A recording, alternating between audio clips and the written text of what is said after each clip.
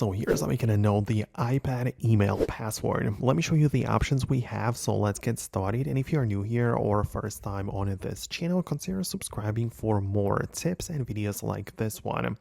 Okay, so the iPad email can be, for example, the Gmail app or the official Apple Mail. But all of the email addresses as well as the passwords can be saved in a password manager. So we have one from Apple. It's literally called Passwords, and it's a dedicated standalone app which you can get inside and manage all of them.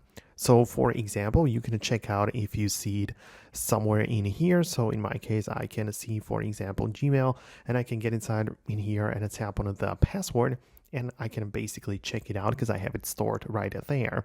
And this might be the case for you as well, so definitely give it a try.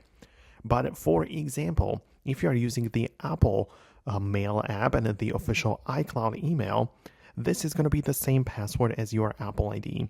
And if you don't remember that one, you can open up your settings app, go to your profile, and when you go to the sign in and security, you will have the ability to change the password.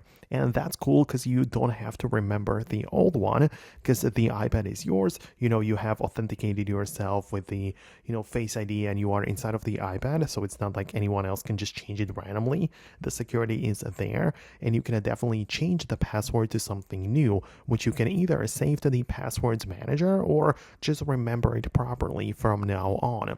Okay, but that would be all from me right now. I really hope I was able to help you out. And if you have some thoughts or opinions, just share them below in the comments. Perhaps I'm going to be able to make more videos about that. But thanks a lot for watching, and I will hopefully see you in the next videos as well.